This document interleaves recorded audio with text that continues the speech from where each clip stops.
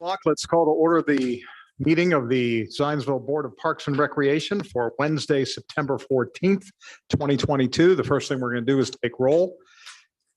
Jill Pack. Here. John Wollenberg. Here. Tim Cassidy. Here. John Salowitz. Here. Chris Barksdale. Here. Sarah Moore has reached out to me. She's not going to be with us tonight, and I am here as well. So we have six of us. We've got a reason to move forward. So that's good. All right, the first order of business is the approval of the August 10th minutes. Has everyone had a chance to take a look at those minutes? Anybody have any questions or comments? Do we have a motion to approve the minutes from our August 10th meeting? So moved. Jill Pack makes a motion. Do we have a second? Second. Tim Cassidy seconds by acclamation, and all in favor say aye. Aye. All opposed? All right, and we also have to approve the minutes from our special meeting, which occurred on August 29th. Four of us were here for a quorum, and we voted on the situation with the northern extension of the rail trail. Has anyone had a chance to take a look at that and have any questions or comments? Okay, do we have a motion to approve the minutes from our special meeting of August 29th? So moved. Tim Cassidy makes a motion. Do we have a second? Second. Bill Pack seconds. All in favor, say aye. Aye. All opposed? All right, let's move on down the agenda then. The next item is public presentations and comments. We have some members of the public in the audience. Would you like to step over to the microphone, please, sir, and give us your name and address and tell us what you'd like to comment on? Bruce.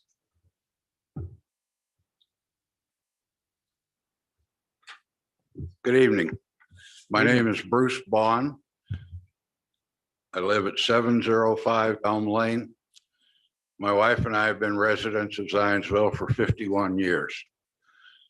I'd like to speak tonight and make a couple of comments, if I may, on the golf course pollinator project. I've played golf or had a relationship with the golf course for 44 years. I'm a member of the Senior Golf League, was a member of the Men's League when I could hit the ball far enough. My wife's a member of the women's team. So we have quite a long relationship with the golf course, and it means a lot to us. I was surprised to see on September the 6th, a Facebook post talking about the pollinator project taking over 3.5 acres of the golf course. What surprised me more than anything was the lack of any engagement between the, I want to get this right, the Parks Foundation and the Parks Department. There are 3 leagues or 4 leagues at the golf course, comprising over 280 members. As of last year, there were 70 plus season ticket holders. I might add, both my wife and I are season ticket holders and have been for a long time. I dug into the Parks Foundation, went to their website because I really didn't know much about them. In the introduction to that website, their organization, the Zionsville Parks Foundation, serves as an important link with our Zionsville neighbors to understand the community's needs and desires. That clearly did not happen. There were plenty of opportunity for anybody, this organization or that organization, to engage the golfing community. It didn't happen. And I am disappointed that it didn't happen. I have no objection to the plan that they have to create pollinator fields. My objection is the fact that we were not consultant in any way, shape, or form. I read through their Facebook page, and they have 7 directors. There's a biography of each of those 7 directors that tells what activities they're involved in, most specifically park related. None of those 7 people play golf. I know Mr. Langston doesn't play golf. So I'm concerned that a decision has been made, apparently, to put something out there by people who don't understand the game and don't, that's simple enough. They don't understand the game. If you played out there, and I know, can I call you Tim or should I use your last name? Tim, he plays in the senior league as well. I've seen him out there 3 times in the last 2 weeks. Apologized to him the other day because I brought up some subject about drainage on the golf course while he was playing with his son. Out of line, shouldn't have done it. He was having fun. As it now stands, what's happened is that you guys and the Parks Foundation have created an environment. Instead of engaging us and creating allies, not only in this project, but potentially in any other project that you would do because of the way this has been introduced to us.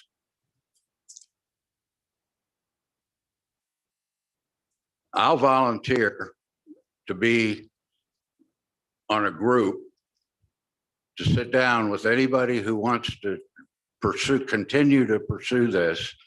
I'll take them out there in a golf cart. I'll show them around. I'll explain what happens on a golf course. And it can be a dangerous place. I've been hit, and I won't tell you where, by a golf ball. And I was writhing on the ground.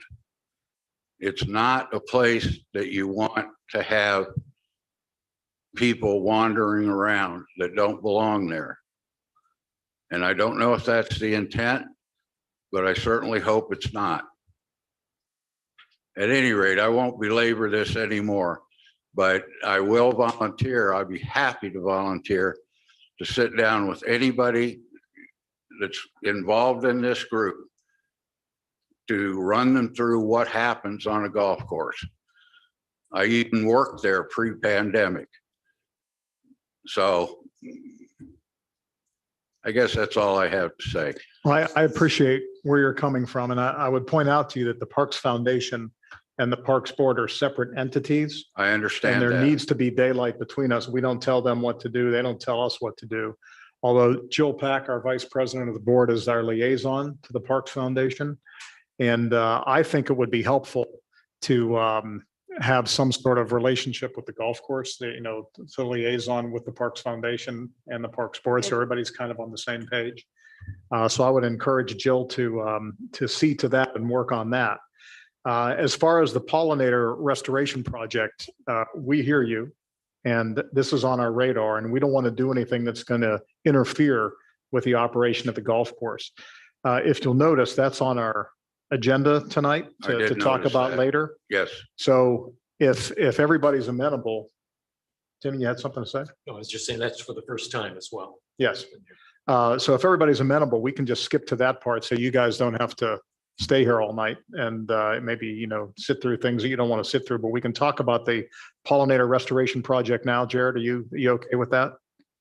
And I think we're going to allay your concerns with what we have worked through, but Jared, why don't you come up and talk about that?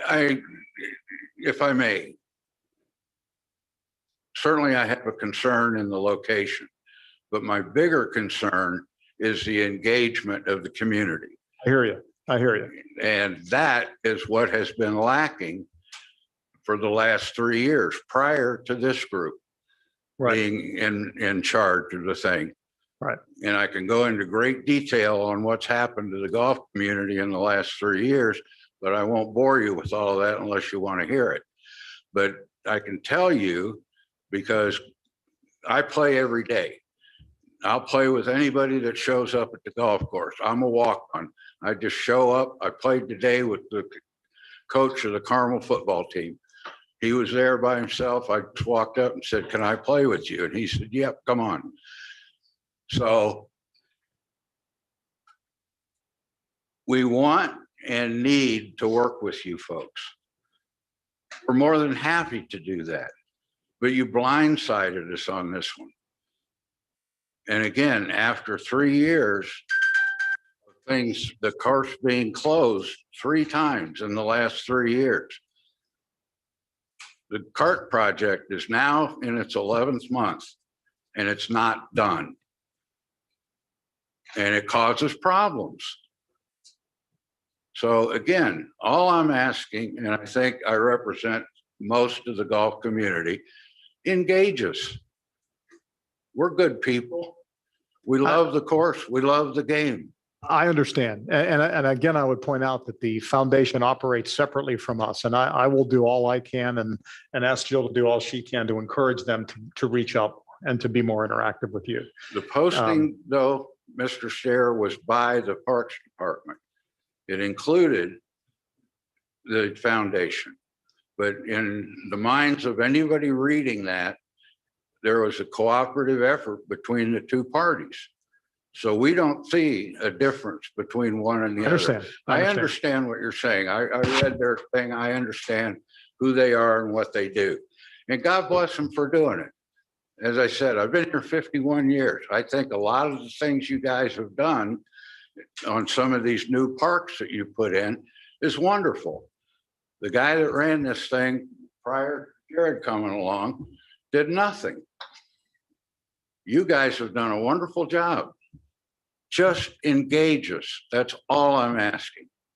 Well, thank you. And I would encourage you to listen to Jared here. Jared, why don't you come on up and talk about the pollinator issue, and hopefully we'll be able to put some of your concerns to rest and let you know that we're moving forward in a way that's going to accommodate all parties. So Jared, why don't you go ahead? Thank you. I appreciate you giving me the time. Thank you.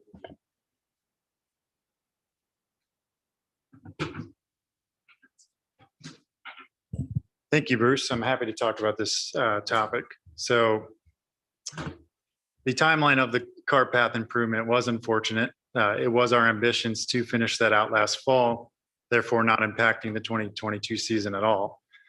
Now, the Zionsville golf course is a little bit different than most of our area golf courses and many other golf courses around the country, that the majority of it is in the floodplain. So every time it rains, all of the water in Zionsville is heading that way. So it is the last to dry up. So as you can imagine with paving, that adds to that timeline, and we just lost our dry days in the fall to finish that up last year. And unfortunately this spring, as you know, it rained regularly. So we again had to wait on the ground to dry up the rest of the way before we could complete that project. Once the grounds were in condition to get out there, our contractor did get out there in an appropriate time and was able to pave that project. Now, unfortunately, we are still waiting on a couple of punch list items to finish up that project, but the carts are usable and the course has reopened as soon as we could. And I do want to talk about the pollinator project here. We'll move that up in a second because your feedback is important. I believe for the first time, we've actually began sending surveys out to the golf course, and that was a part of the 5-year master plan because we specifically wanted to hear from our patrons that make the golf course successful. That property, that facility would not operate without you all, and we understand that. So we wanted to know what your desires were, what you wanted to see changed. We did the same thing with Perry Township for the first time and sent out a specialized survey to them to try to grasp what they want to see with the park system. So I do hear you, Bruce, and I will work with Mike to continue to engage with you all as we continue to improve the course. Now, concerning the pollinator project, this was a maintenance project on the course in an area that was supposed to be out of bounds. So I did speak with our staff about locations that this would be successful. And if you look around the course, there are many areas with tall grass that do welcome these same species. So we're simply introducing them in a portion where there are non-native grasses that are grown up in the rough that are supposed to be out of play. Now, I do understand what a slice is, and I understand that one of our areas selected would regularly be in conflict with players that might send their ball into the rough. So we have met with Mike Wall out at the golf course and revised our scope of this project. So we'll now be moving to areas further out of play and establishing these pollinator spaces. And again, the clover on the existing clover on the golf course is serving the exact same purpose as what we're planting. We're just working on maintaining our lands and making sure we're good stewards of the earth that we protect. So I'll show you here in a second. the revised layout of the pollinator project for 2022 that we'll discuss tonight.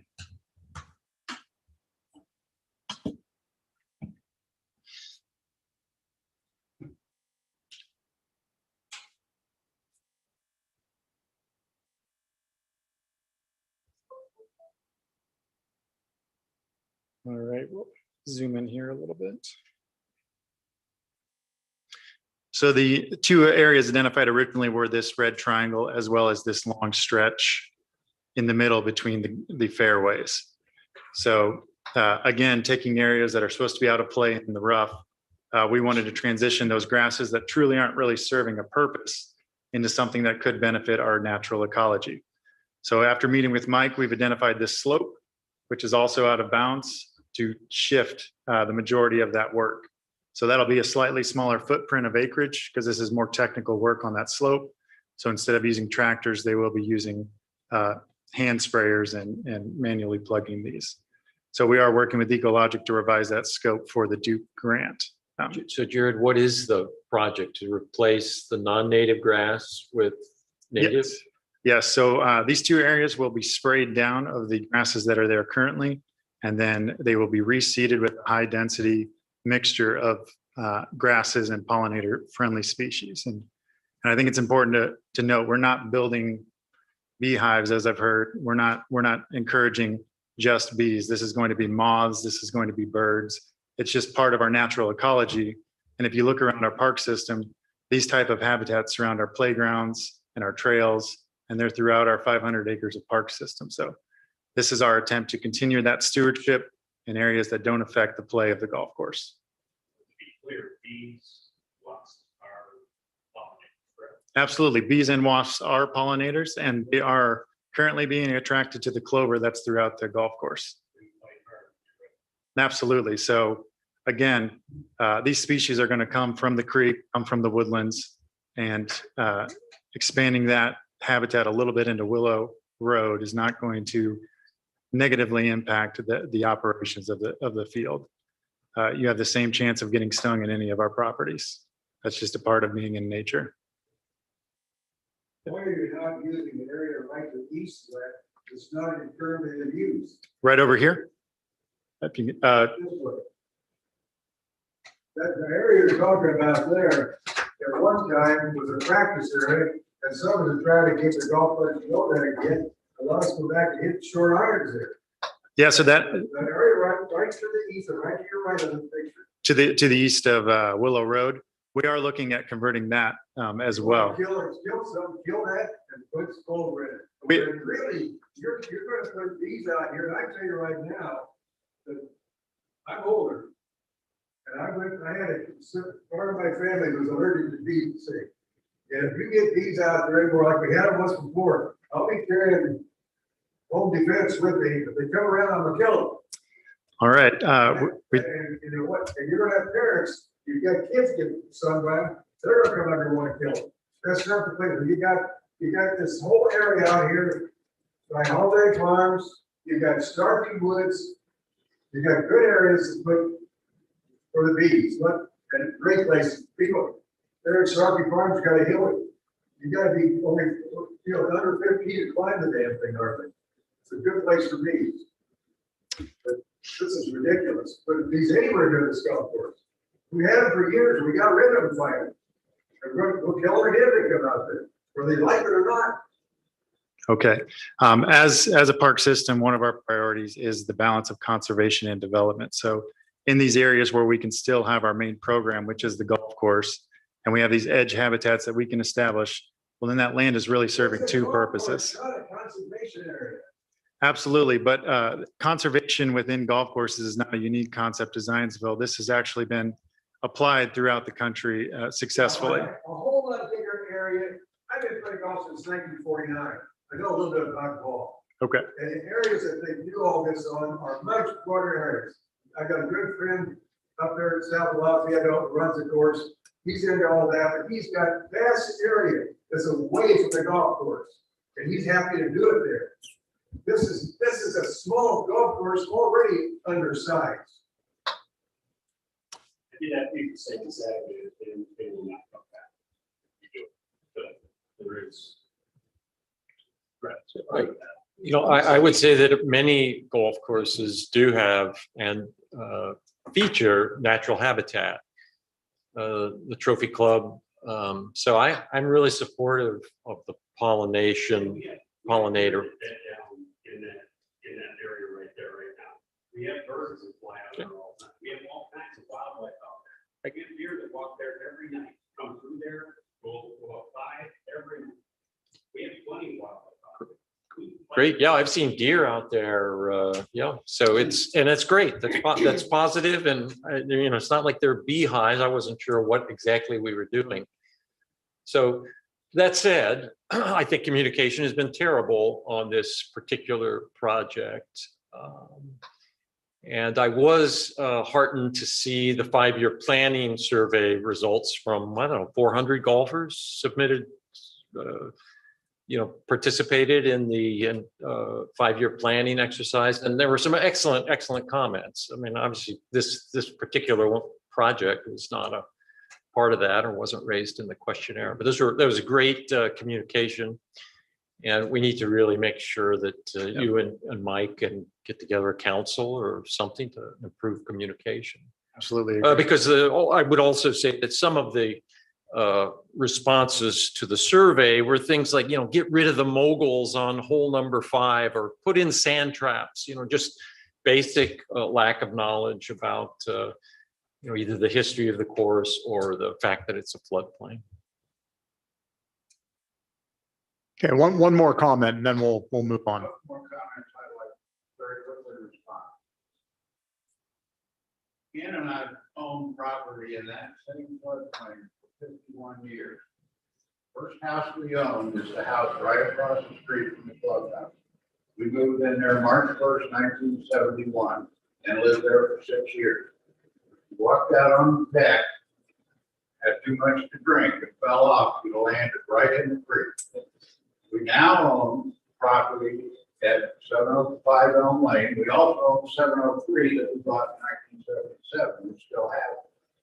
The little creek, Branch Creek, that runs through the back edge of the golf course, runs through the back edge of both of our properties. We've got 3.5 acres back there, 75% of which is woods. The Eagle Creek, our property line goes to the middle of Eagle Creek on the east side. I know more about what happens in that floodplain than just about anybody else in this town. And I'm telling you, every time I hear that the floodplain is the problem, is not correct. It's just not. The problem is standing water. My woods will clear out in 3 or 4 days. And we have water leaving. Who must have gone to it in that part of that? How long was that? That was the worst flood I've ever seen. And it was 16 feet above the normal pool of the thing. It came up to the steps on our deck. Still 9 feet away from our house, vertically. But it's standing water. It's pooling water. It's a drainage issue. That course doesn't flood that often. The other thing is, with all due respect, Mr. Washington, you call those areas out of bounds. You don't know how a golf course operates. None of the areas you described are out of bounds. All of those areas are difficult to play, but they are playable. I've seen people hitting out of that stuff. They drive carts through it. They walk through it looking for their $4, $5. The road B1. I don't, because I found 1,000 golf balls out there. Matter of fact, thank you, because that little creek comes hundreds of golf balls in my woods every year. I haven't bought a golf ball in 30 years. But please, that's why I said I volunteer to help. So you understand the terminology, you understand what's there. I'm willing to help. But please don't make statements that are incorrect. Thank you. Thank you. And these locations, I will just mention, were discussed with Mike Wall at length, and he is pretty applicable in the sport. And it was his advice that was the first draft, and then we kind of had a chance to really talk through it and revise this as well. So, And I would encourage you to reach out to Mike and discuss it with Mike. I think he's open and he's amenable to doing it. And, that's where the communication needs to come through, I think. and truly, these same species in lower densities are throughout the golf course already. We're simply trying to enrich some of these areas that are not commonly interfered by a golf ball.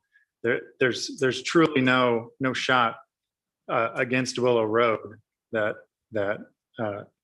you're going to be driving it into that bank. And again, speaking with Mike, this other area where, as you mentioned, the deer pass through and the other wildlife, it's simply converting the vegetation, which is tall and long there already, into a more diverse, applicable vegetation in the same footprint.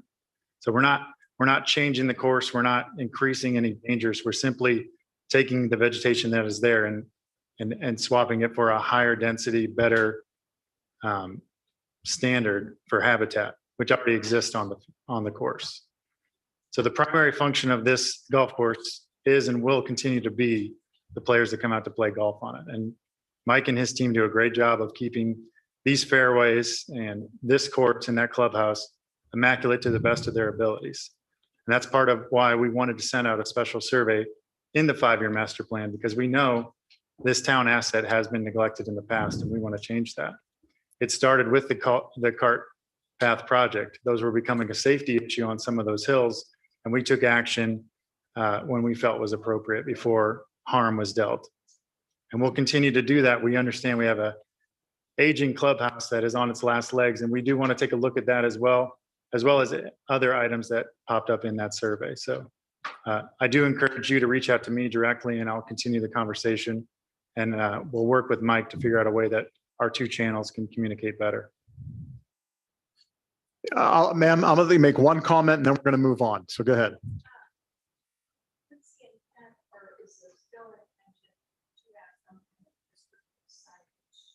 Yes. So the signage will be near the cart, near the project site. So near this Willow Road, there'll be a sign for players to read exactly what we're doing there and why.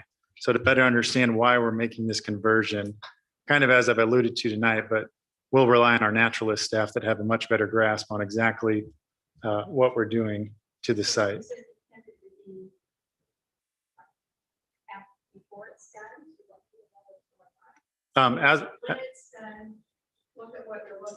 Yes, yeah, it'll be. I don't think so. It's going to be pointed into the course. So it's not really for those other communities. We have discussed very similar signage on that pathway on Willow Road, which would convey the exact same message. But I don't really see people coming into the golf course as pedestrians to visit that sign. I truly don't. Yes.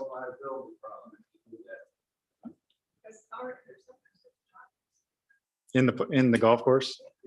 We can work on signage for that too. Okay. We can certainly work on enforcement of that.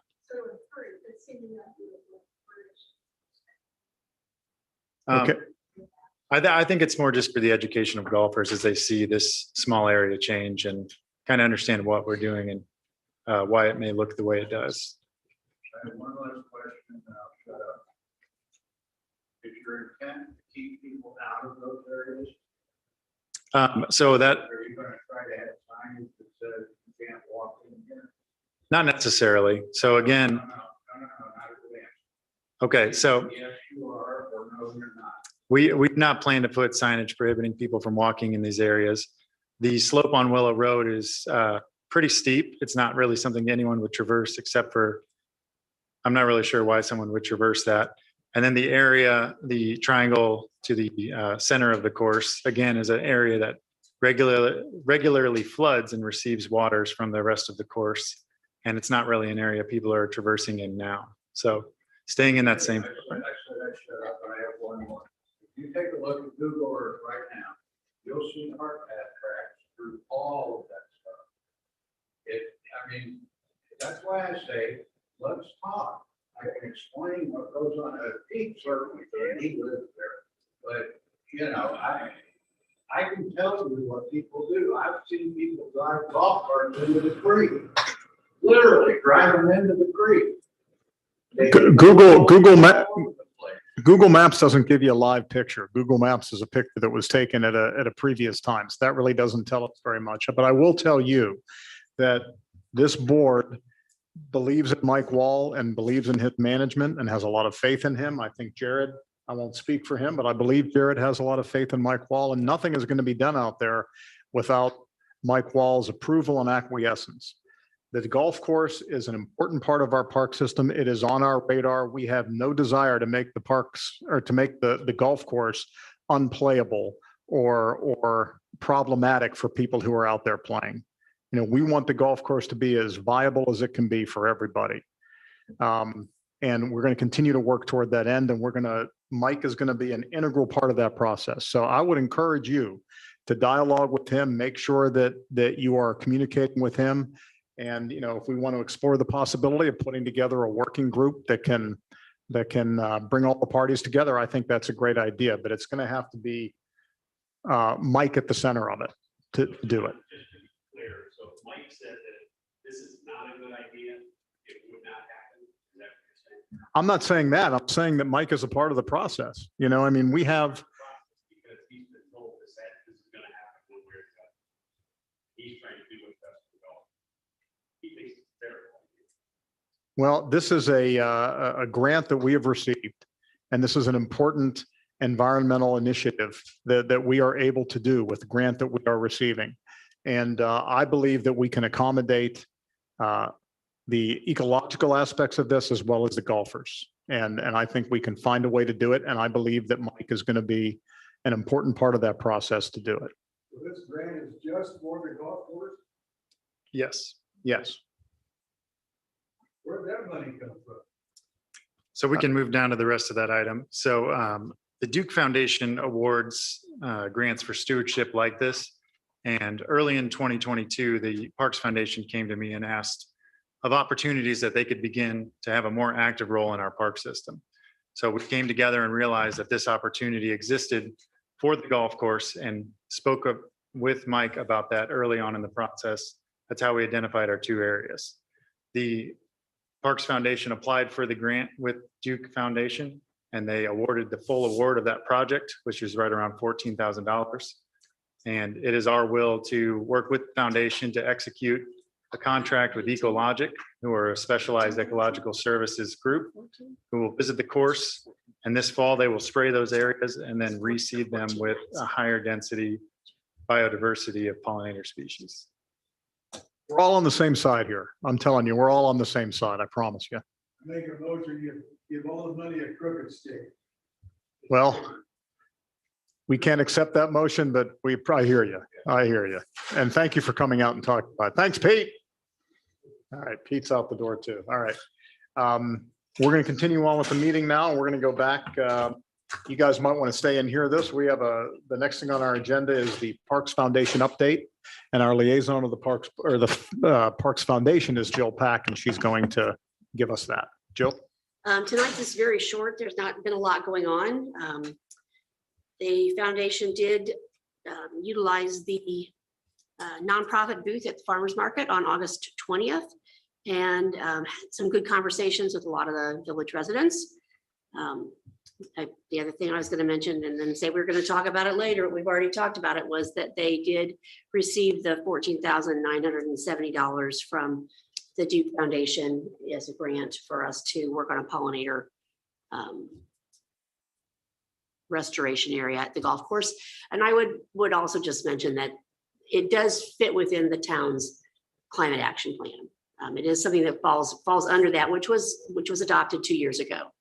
It is important for us to maintain a good ecological system throughout the town, parks, everywhere. So that's that. The foundation will be doing some fundraising pushing in the fall. They typically get the majority of their donations during the fall, and particularly on Giving Tuesday. surrounding Thanksgiving. So their next meeting is tomorrow night. I will be attending that, and I can update you in a couple of months. Okay, and I think that would be a good thing to talk about what we discussed tonight I about will. bringing together people from the golf Yeah. course and making sure that there's a lot of communication there. I will do that. Okay, great. Thank you, Jill. All right, and thank you for the discussion. Appreciate it. Thank you. All right. We're going to move on with the agenda now. The next item on the agenda is the staff reports, and we'll begin with our superintendent, Jared Logston. Jared. Thank you, John. Wanted to highlight the Cultural District for having another successful concert series out at Lincoln Park. Every year they organize, orchestrate, and perform several concerts in our park throughout the months of August. And I just want to thank personally Candace Ulmer and all of the Cultural District that made that happen. So we're happy to continue that partnership and have that activity in our park. On the same note, I want to send a thank you to the Optimist Club, who has donated a drinking fountain, some bike repair equipment, and 2 bike parking stands to the Overly Ormond Park. And early this month, we dedicated those items to the park. Their annual Hit the Bricks event will happen this October 1st, and it will be commencing here at Town Hall. So thank you, Optimist Club, for that partnership as well. 2 more small things to announce. Well, 1 more small thing, 1 more big thing. Our Next Level Trails grant, which we received in 2021, that was for the extension of the south and north portions of our Big 4 Rail Trail, as well as our trailhead. That grant has been extended till the end of the year on 2023, so December 31st. That was pushed back since our project has seen slight delays when we were bidding out the northern expansion and items like that associated with construction delays. So I want to thank the DNR for allowing us to extend that grant to close out next winter. And the final event, I appreciate the park board for giving the thumbs up on the scouting hot air balloon rides out at Mulberry Fields. They had a fantastic evening. Some of the pictures were included in the packet, and I think it was around 200 kids that got to enjoy hot air balloons right here in Zionsville. So it was a really neat thing to be a part of and make sure that happens for our residents. So thank you, Park Board. That's all from the superintendent report. A beautiful night for that too, with the sunset and Absolutely. everything. It was great. Were you there, John? No, I couldn't be there. Oh, okay. Okay. Was it successful as a recruiting tool? Yes, it was very successful. Good. Great feedback from the both 358 and 105. So Awesome. That's great.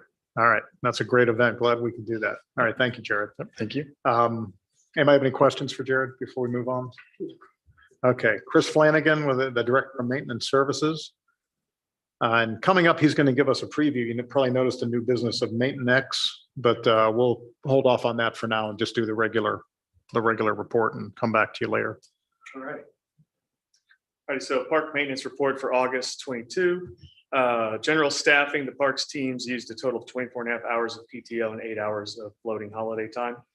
We had thankfully no instances of graffiti for the month of August.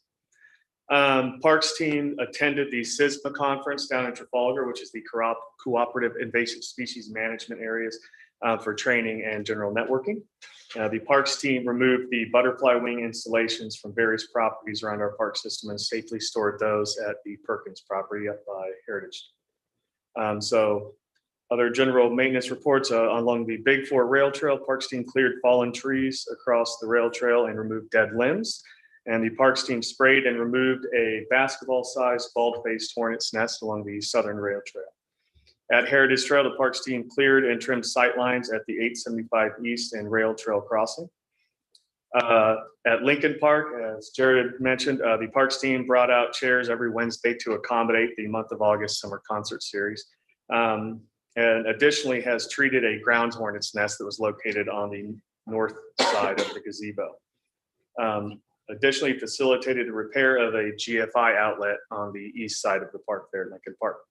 At Creekside Nature Park, parks team, along with streets, excavated and poured a concrete slab for a memorial bench and also installed that memorial bench. The plaque for that has been ordered. At Elm Street Green, the parks team, along with streets again, excavated and poured a concrete slab along the southern trail down there, and they have also installed that plaque. Mallory Fields, our Mallory Plume, our natural resources technician, led a volunteer event to clear weeds and trim trees at Mulberry Fields. And the parks team also replaced missing and damaged hardware on various pieces of the splash pad equipment. At Starkey Park, the parks team cleared trees which had fallen from storm damage and or succumbed to the emerald ash borer. They were all ash trees. That's what we worked on at that time. And our natural resources technician, Mallory, also identified and spearheaded an effort to control invasive Japanese stilt grass that was located in the meadows at Starkey Park. Quite a bit of it. It's going to be a big ongoing project. She enlisted help of streets to clear some giant ragweed to allow us to get access to those areas that are going to need more treatment. The parks team also cleared and accumulated mud that was on the lower bridge at Trail 1 there that accumulated from floods and rains. At Turkey Foot, the parks team replaced 3 rotted boards along the wooden bridge. And the parks team also repaired a portion of the retaining wall at the Turkey Foot Trail and Redbud Lane. At the Zionsville Golf Course, the parks team installed an approximately 400-foot of landscape snow fencing along the hole 8T to protect the newly graded areas to accommodate seed germination. And that's that month's maintenance report. Great. Thank you, Chris. Chris, just related to the past conversation, I would thank you for drawing the line and protecting against unreasonable danger from pollinators like ground hornets. Sure. Which can be dangerous. We'll get you. Anybody else have any questions for Chris? Okay, terrific. Golf course manager is next. Jared, do you want to talk about that or? Yes, Mike was unable to be here tonight, but I did want to highlight a few items from his report. Last month, the month of August, 3,553 rounds of golf were played. So another great month. There's been over 10,000 rounds of golf played to date so far with the course opening later in the year. So a fantastic 2022 season is upon us, and we appreciate the support of our golfers here in Zionsville. Have we caught up to our normal levels, given the fact that we started so late? The first 2 months of the year were record setting. So we are catching that revenue gap pretty quickly, fortunately. I'm interested to see how nice of a fall we have and how that shakes out at the end of the year. So stay tuned. Okay. We'll keep the course open as long as responsible, considering the well-being of the greens this year. Okay, great. Yeah, obviously we have a passionate group of golfers in town. So I think we all understand that. Anybody have any questions about the golf course for Jared? Beyond what we've discussed? No? Okay. All right, thank you. The next item is our parks attorney, Amy. Sure. Most of the items that I've been working on this past month are listed in new business, and so I can I'm sorry.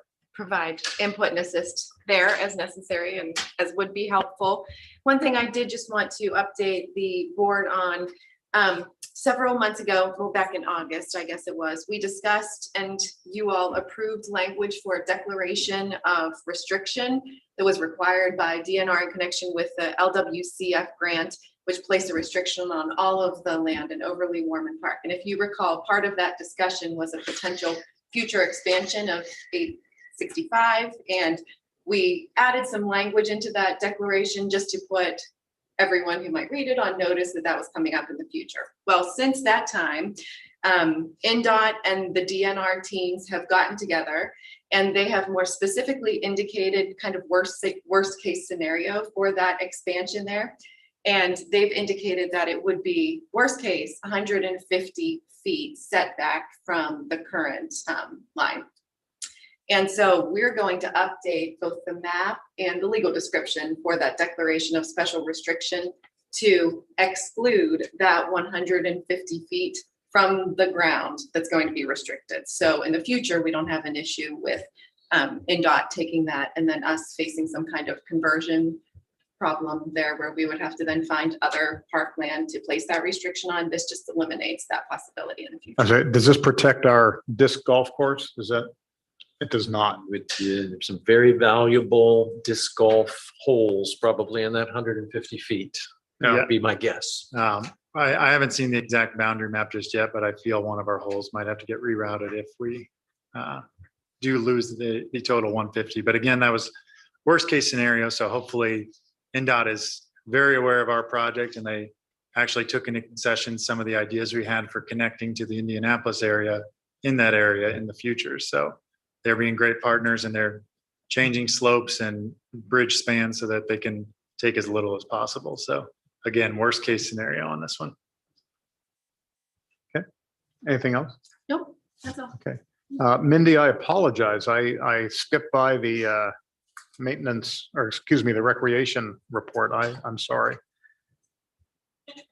And I know that you I was just and gonna get Wendy to go worked- home. I was like, Yeah. okay, I'm out of here. I know that you and Wendy worked very hard at the fall festival Yes, on Saturday. we got to hang on a out with hot you day. guys, you Yeah. and Jill for a while. Yeah. So yeah,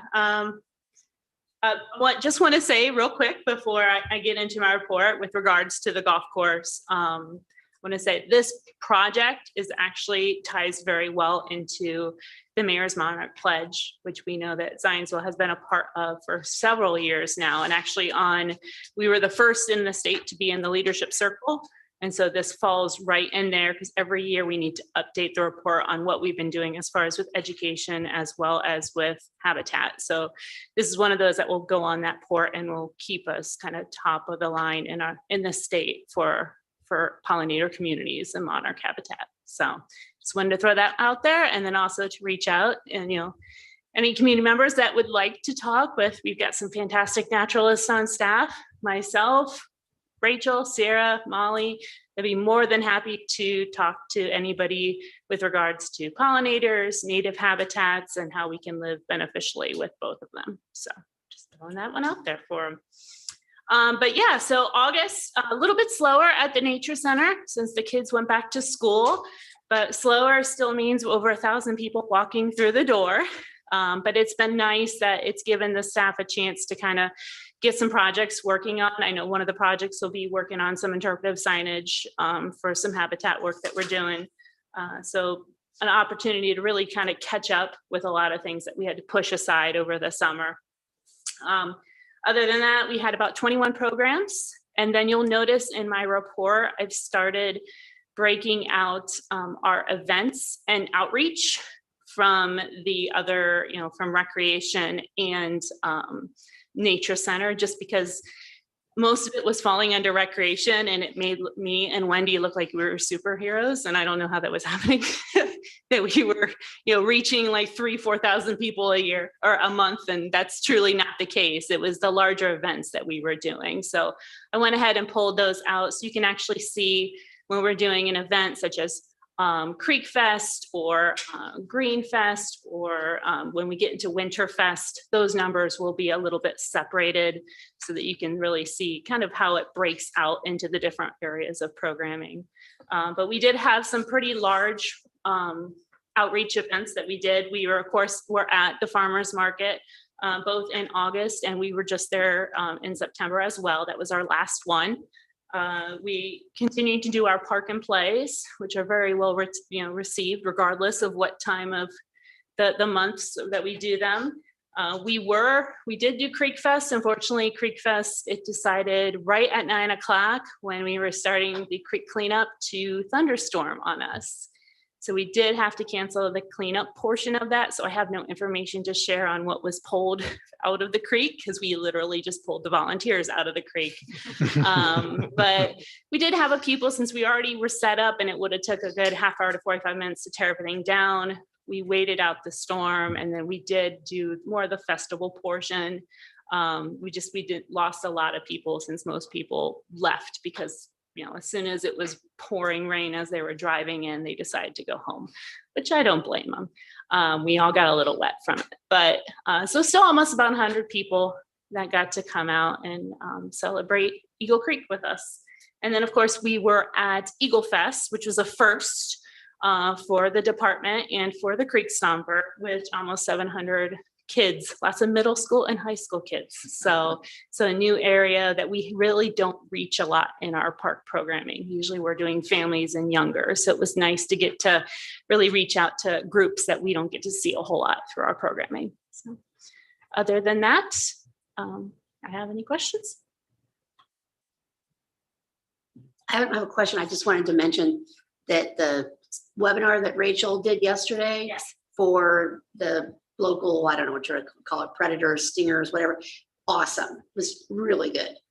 Good. So if you guys haven't had a chance, take a look at it. Yeah, that is on, I did share it on the park's Facebook, but it is on the Nature Center's Facebook. And then when she gets back into office, she'll give me the download and we will put it on our YouTube channel also. So good to hear. Thank you, Mindy. All right, moving on to new business.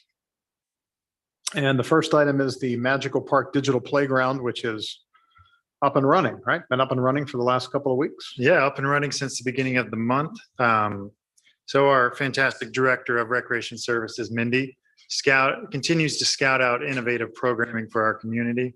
Last year, she found this digital playground, which transforms the open space of Mulberry Fields into a activity zone and a mobile game where our youth can download an app for free and safely play in that open space and activate that. So this is our way. We realize you can't always pull the device from the kid, but at least we can get them outside and running. So I believe we're one of the few communities in the nation that have piloted this, one of two. So I think Florida is the other one, right?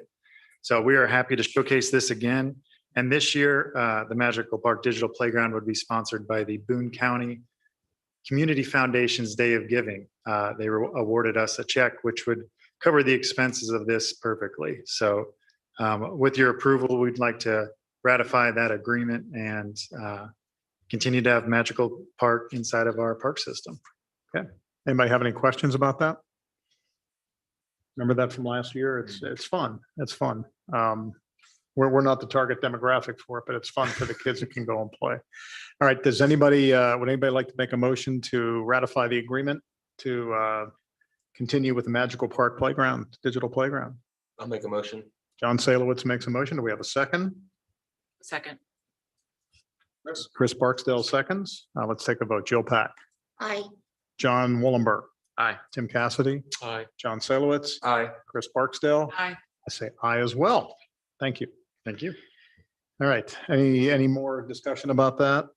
Then we'll move on to the preview of Maintenance. And this is something I've been waiting for several months now. This is just to remind everybody, this is a program that we put into place at the beginning of the year to kind of keep better track of what our maintenance people are doing and what maintenance needs to be done. And we've gone through a couple of maintenance directors, but Chris has been here for a few months now. He has a handle on it, and he's going to tell us how well it's working so far.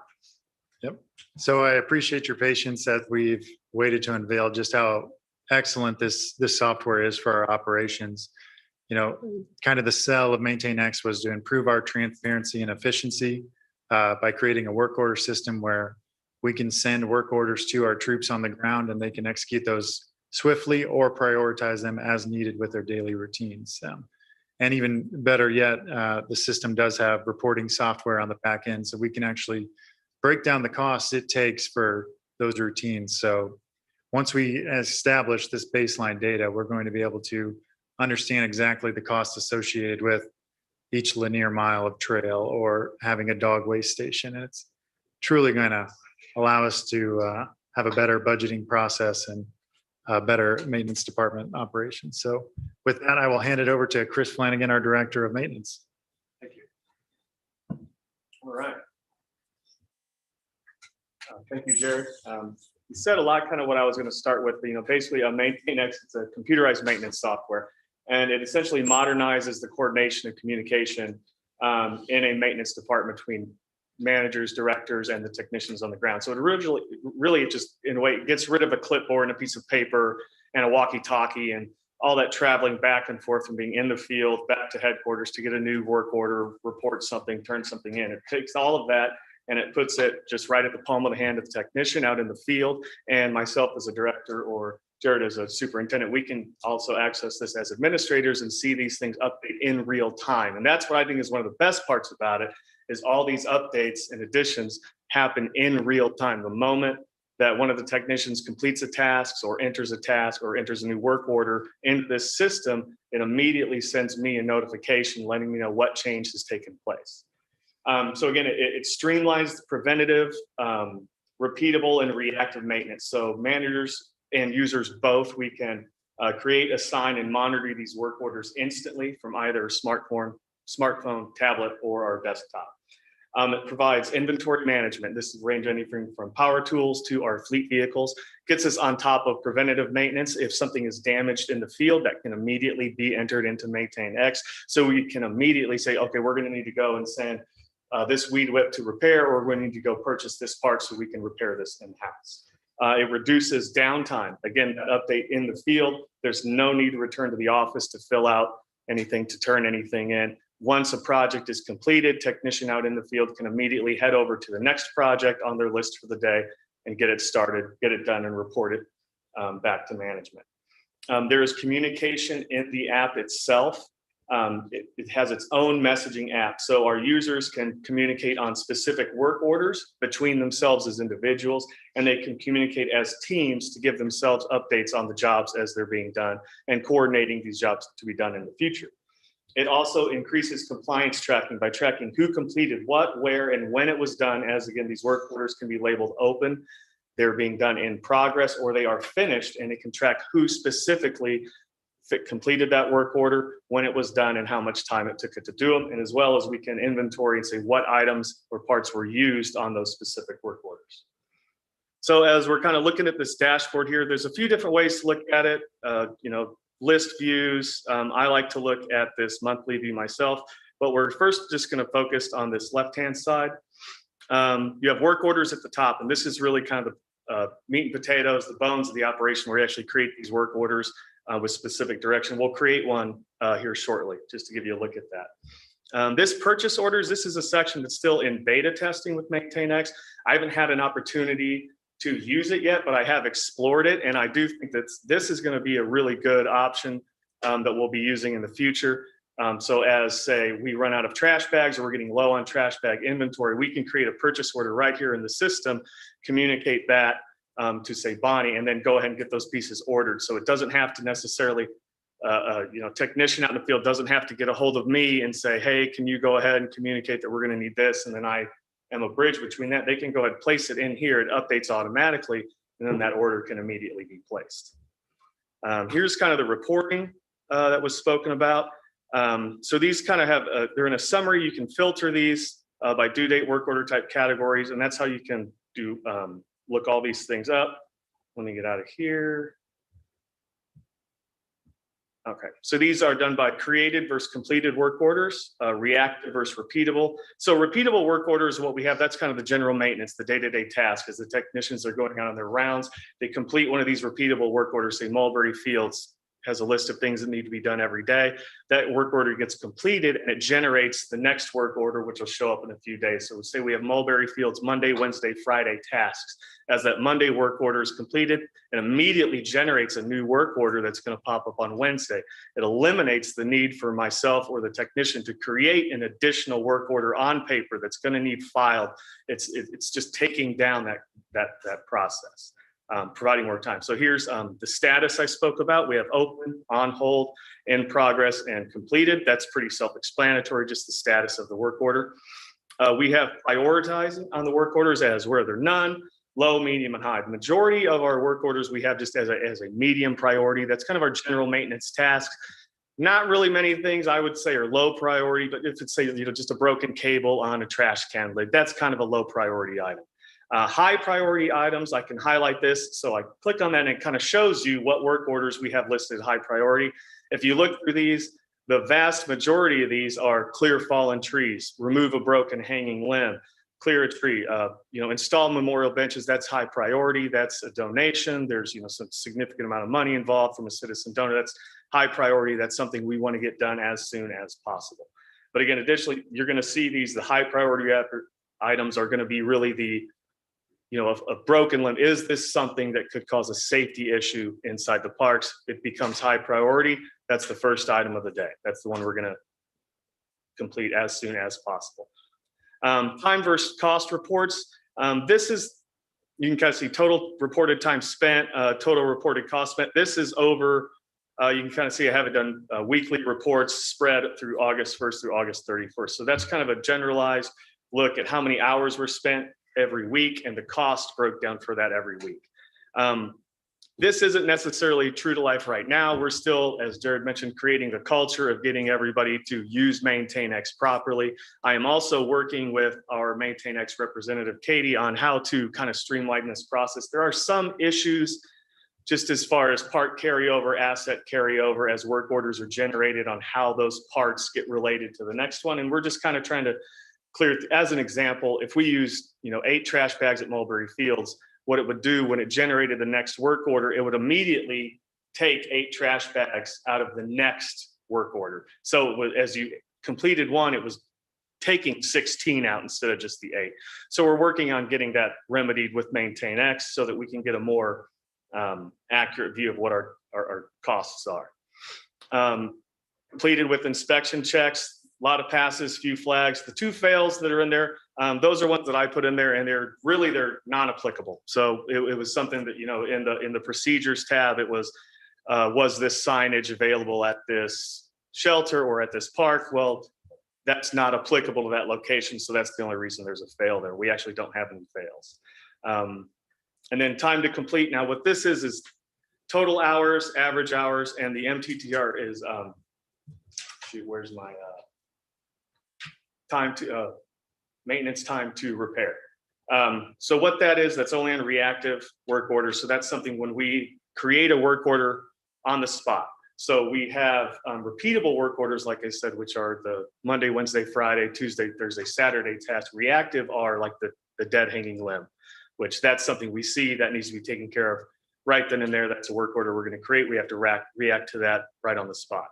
Now, when you said that's total hours, so that's total hours is from when that work order was created to when that work order was completed. So when you see kind of those reactive, that includes, again, both the hanging limbs, trees that are on the ground, and as well as when we get like memorial benches in. So if you see that 38 hours, just a little over a day from the time when that was reported to when that is taken care of. I think that's pretty good to start where we're at. Vastly, we're 98% on time with our work orders. We have a few that are overdue. I can kind of click on those and it'll show you exactly what they are. Most of these overdues are within a day, and a lot of that really just has to do with staffing. We're just a little low on staff. So even though something is due maybe on the 31st, like our vehicle checks, they're being done the next day. So it's kind of like, half are getting done on the one day, half are getting done on the other. So it's an overdue, but is it really overdue? We're getting it done in as quick a time as we possibly can. Moving on, we have requests. This is really for, we have some users that aren't administrators or technicians in the field, like say Bonnie and Mindy. They can use MaintainX as a request. So right here we have like blue SUV maintenance. Mindy had requested that get taken for maintenance, so we went ahead, prioritized that, and got it done. Assets. This is a list of all of our equipment in house. So it simply lists chainsaws, fleet vehicles, string trimmers, sprayers, generators along those lines. This is the communication that I was telling you about. So each team has members assigned to it, and then each team you can talk amongst every member, or you can actually go to specific users and you can generate conversations there as well. Categories are just categories that we can apply to specific work orders. Is this a damage? So we had a light post that fell on a bench. Well, that gets categorized as damage. They're kind of self-explanatory. Electrical inspections are for playground inspections, shelter inspections, and so forth. Parts inventory. Now this is where we're getting to what I was talking about. We have our trash bags, dog waste bag, 33-gallon trash bags, toilet paper rolls, natural ice melt. As these get entered properly into the work order system, we're going to get a much better idea of how much is being used where and when. So as this really gets ingrained into our park staff culture, we will really be able to figure out when are the busiest times of the year based on how many assets are we using during those times. So we can say, oh, we know Fridays at Creekside, for whatever reason, we're going to get a lot of full dog waste stations. So we know Monday we got to really prioritize getting those emptied, or when we get some part-time staff, we could say, hey, these need to get prioritized, so make sure hit those twice a day. This is our procedure library. So this is a really neat feature where I'll go ahead and click on, say, I'll just click on playground inspections. So we can apply these procedures to different work orders. So it allows the technician to go through these procedures. So loose or missing hardware. Is it going to pass? Do we need to flag, or did it fail?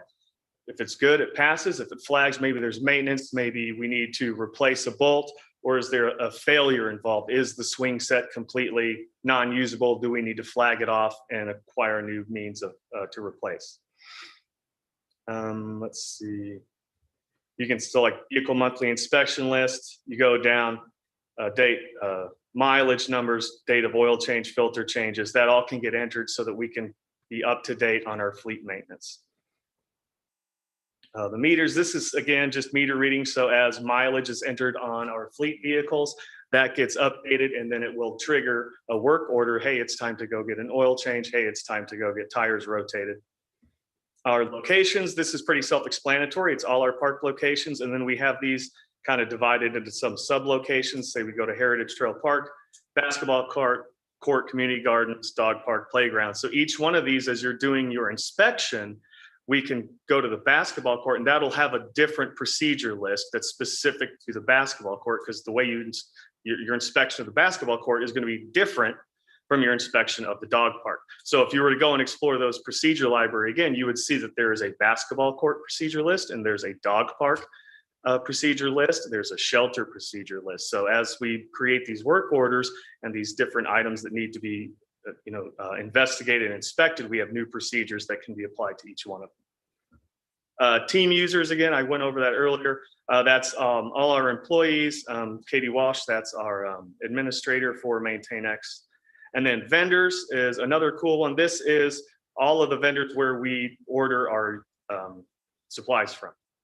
So as we get these purchase orders underway, what we'll be able to do when we were to create a purchase order, you see this vendor tab up here that will pull up my vendor list.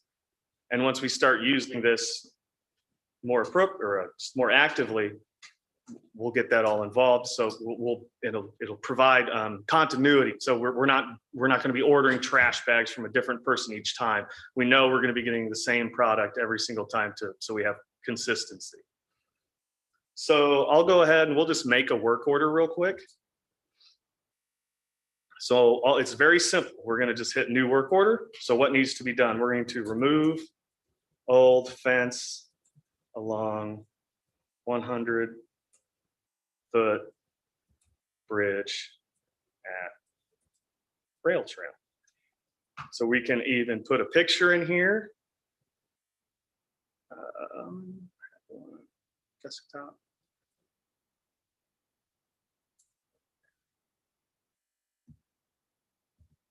Just going to apply that. And then I can even add a description of just remove old fencing,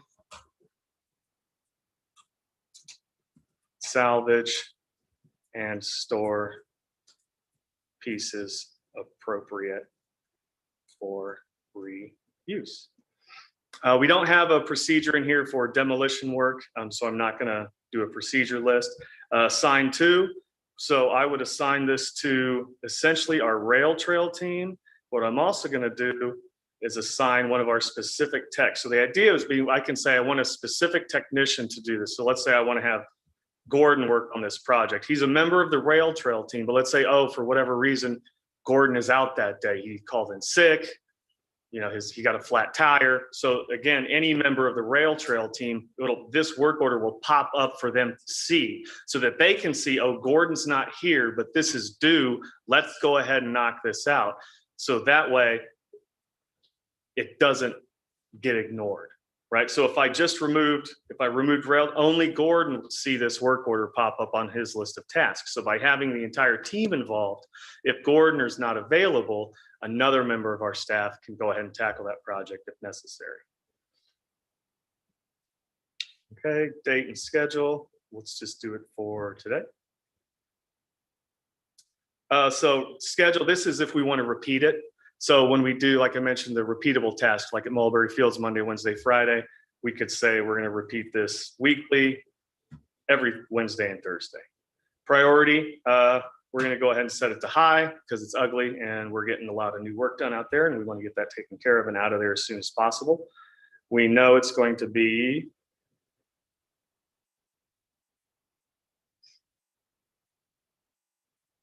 at the rail trail. So we just click our location. Asset. We are going to need to get those posts out of the ground. We're going to need the post popper tool, which is located at the shop.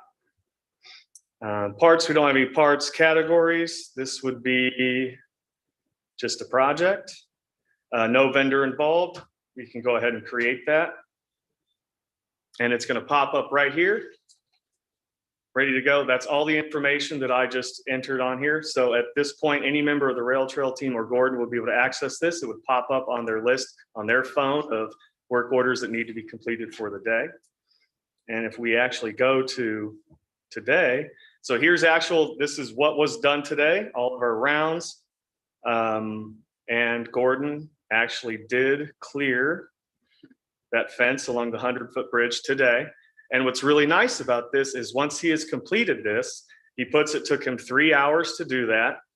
And he also uploaded a picture that he took. So once the job is completed, he can take a picture and relay that back to management, showing that that job has been completed. And, he did a good job. Okay. I'm going to go ahead. What I can do as administrator, if it's done, I can go ahead and complete this work order. All right. Any questions? Very good. That's kind of fast. Yeah. That's a great program. Yeah. It's really nice. Once, as Jared mentioned, once we really get it integrated in the culture and we get more staff using it and using it properly and correctly in the way it's intended to be used, we're real close. It's going to be real nice. And they're interacting with this through their phones, right? Yeah. Yep. You just download the app on your phone, sign in. It's right there. Everything they do pops up immediately. The moment they make an update, I get a notification in my email and on my phone that a work order was either entered or completed. Well, it's comprehensive. No Oh, doubt yeah. about that. It tells me everything. There's anything that does on that immediately notifies to myself. And there is a cost associated with this program. And I guess, we said, Jared, originally we would do this sort of on a trial basis, see how it would work. I assume from what you're saying and the enthusiasm that I'm hearing, that you would recommend continuing on with this next year in 2023? I think so, yeah. Yeah. It's going to eliminate the need for a lot of back and forth paperwork orders. It's going to eliminate the driving back and forth, keep them from, having to leave the field to come back to the shop and then back to town hall for an additional work order. It, Right. Eliminates a lot of phone calls. It can all be done right then and there. And even in the chat, a little more comprehensive. It's not me rejecting a call. If I'm in a meeting, they can put a chat in there. And then when I have a moment, I can immediately reply back. I think it's great. Yeah. Especially that the users in the field have so much control, I think, but they're not so free that they can, get away with anything. Right. How's staff training going? Do you have any resources developed to help the training? So there's Staff? online training modules. So when they get signed up for it, I can assign them. Everyone was used it before I got here. So when I came here, I assigned myself a training module. I don't know. Let me see. So I can actually filter assigned to. If I can.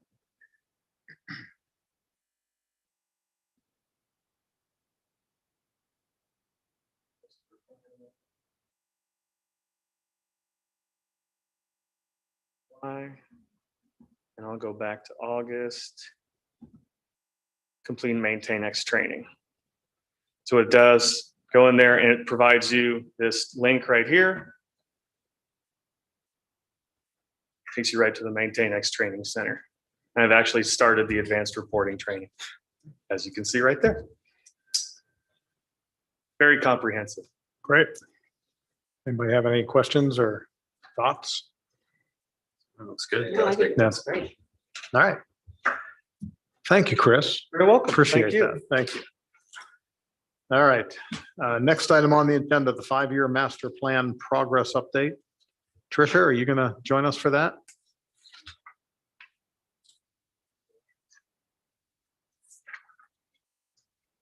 We'll keep it pretty quick. I'm not even going to plug the computer in. We have pretty much wrapped up our first round of public engagement.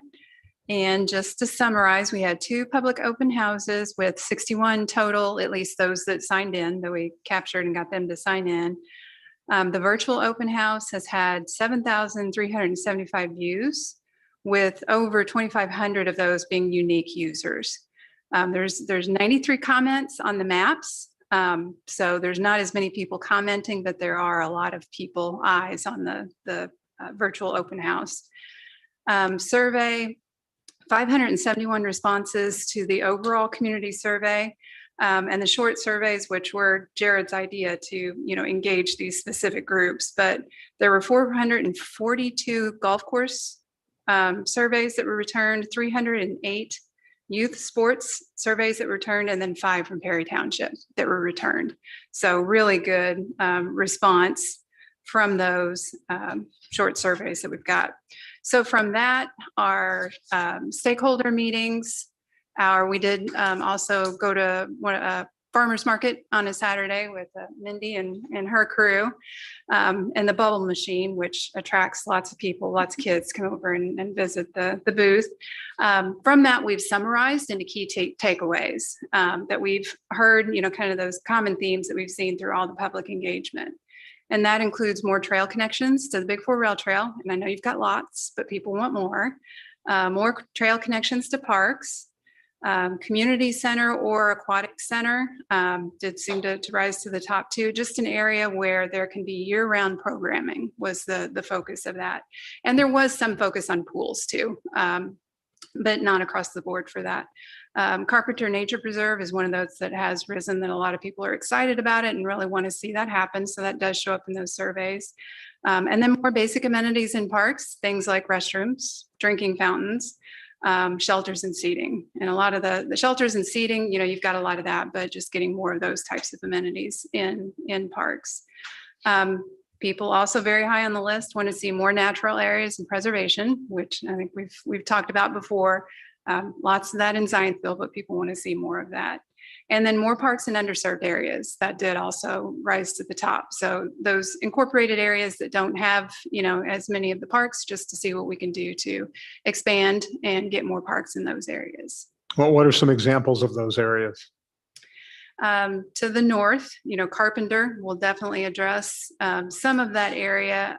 Cato, getting Cato activated would also help to activate that northern area. Perry Township is another one that's definitely separated, and is another area that, and maybe it's a park, maybe it's trails, just different ways to get activation in those areas. And another question I would have is, has the engagement been to the level that you believe that the statistics that we're getting are valid? Yes. The variety, I think, helps us capture a wider demographic of people. The online, a lot of times will capture the younger, although it seems to be inching even a little bit older too.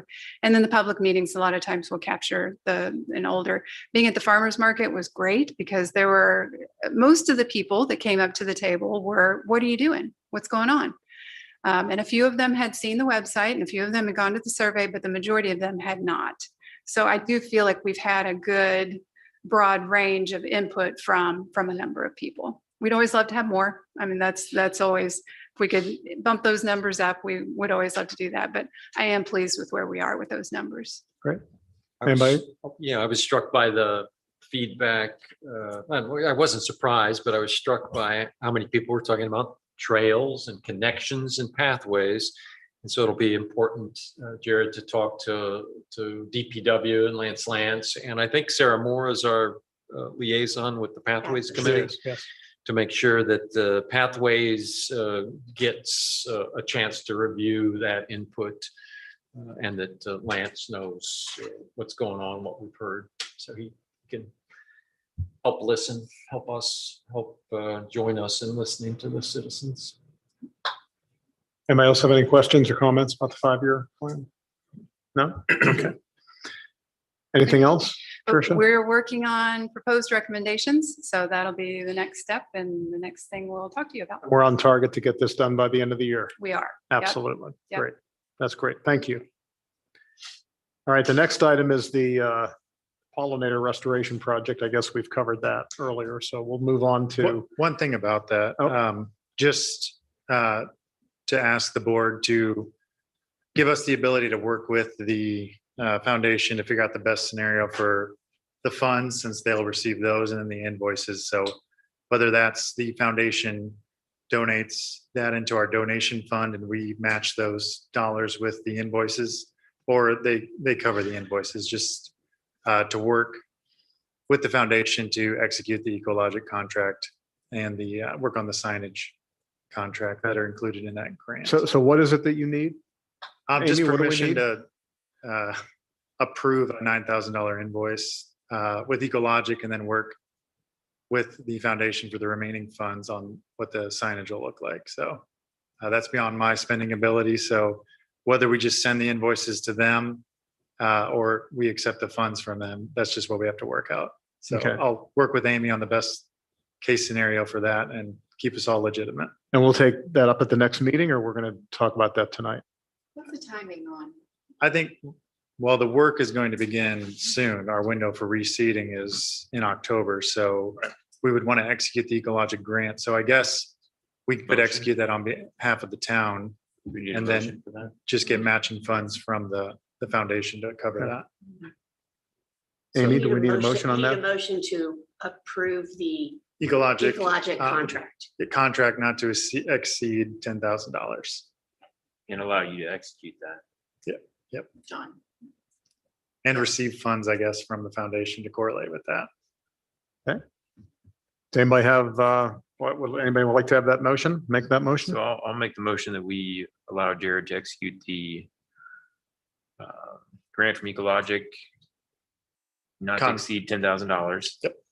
And work with the foundation to transfer funds and or the grant invoices. Well, one clarification, we're not executing the grant, correct? Correct. Because the grant is between the foundation and the grantor. So we Okay. would be executing the contract with the contractor. Who Okay. would be doing the work. And that's Ecologic. Yes. Right. Yep. So we're just executing the contract. So I'm in that motion to execute the contract, not the grant. Yep. And With Ecologic. with Ecologic, Not to exceed. not to exceed 10,000, which I said. Is there Yeah. anything else? I think John would be the one that would be signing that. So And not allow, Jared. allow John to sign that. Okay, we have a motion. Anybody like to make a second? Everybody clear on the motion? Yeah. Anybody like to make a second? I'll second that. Jill Pack seconds. Let's take a vote. Jill Pack, I, John Ollenberg, Aye. Tim Cassidy, Aye. John Salowitz, Aye. Chris Barksdale. Aye. I say aye as well. Motion carries unanimously. Thank you. All right. The next item on the agenda is the resolution to accept the Turkey Foot Road right away. And I think I messaged you all earlier that the Iron Bridge was part of this. I was incorrect about that. And Amy, can you explain how I was incorrect about that, just so we're all on the same page and we're all very clear what this is? Sure, yes. Last year, the bridge and Holiday Road to the west of the bridge was transferred from the county to the town. So that piece had already been done. What still remains and what we're addressing tonight is Turkey Foot Road right of way to the east of the bridge. That was still in the name of the county. The pathway is there. They have no intention of, county has no intention of improving it. And so the county commissioners have already adopted a resolution at their meeting last week, transferring that right of way from the county to the park board.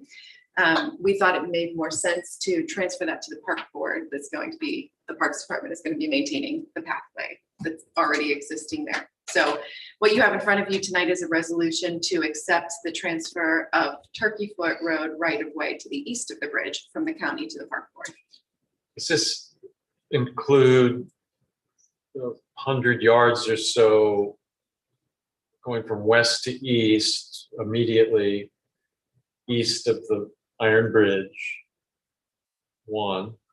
And two, does it include then the right of way or the pathway, as I call it, the public right of way turns right and goes all the way to Turkey Foot Park? Does it include, and the holiday folks have already paved that. It'd be nice to Right. do that. Does it include that as well? Yes, so this is that segment of trail, and if our trail users in that area have noticed the maintenance is kind of subpar, just not to what they'd expect in Zionsville parks, it's for this reason, we haven't taken over the maintenance responsibilities of that segment just yet. So once owned by the park board, we'll bring that into our maintenance rotation, so.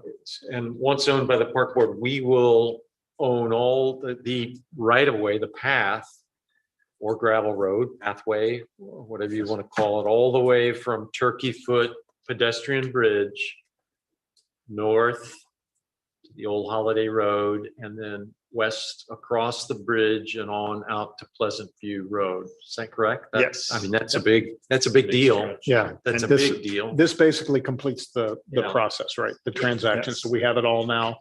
And that will eventually give us access to the new Holiday Nature Preserve that's going to be out there. And there are issues about